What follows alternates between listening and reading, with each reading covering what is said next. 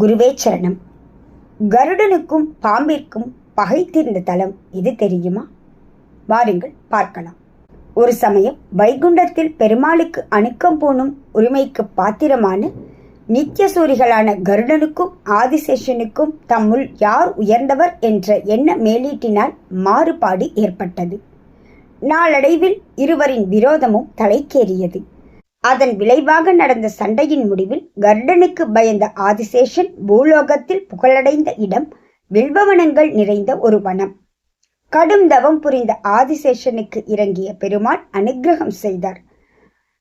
ஆதிசேஷனின் பொறுமைக்கும் பெருமைக்கும் பரிசாக உயர்ந்த சந்நிதியில் தனி கோயிலில் எழுந்தருளச் செய்தார். அருகே அவர் அமைத்த சேஷ புஷ்கரணி இன்றும் இத்தலத்திற்குரிய தீர்த்தமாக விளங்குகின்றது. தன்னுடைய தவறினை உணர்ந்த கருடன் மற்ற ஆலயங்களில் இல்லாத வண்ணம் இவ்வாலயத்தில் மூலஸ்தானத்தை விட தாழ்வான சந்நிதியில் எழுந்தருளியிருப்பதும் குறிப்பிடத்தக்கது. புலிக்கால் முனிவரான வியாகிரபாதருக்கும் கண்வர் முதலான மகர்ஷிகளுக்கும் அந்த பள்ளி கொண்ட அரங்கனே சிறு பாலகனாக காட்சி தந்து ஆட்கொண்டமையால் சிறு புலியூர் என்கிற பெயரை பெற்ற தலம் இது.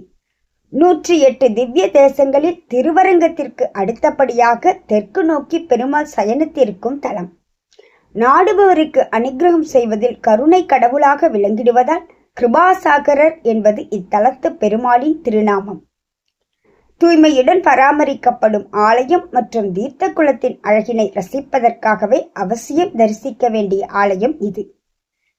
ஸ்ரீ தயாநாயகி சமேத அருள்மா கடலமுதன் என்கிற ஜலசயன பெருமாள் கோயில், சிறுபுலியூர். குருவே சரணம்.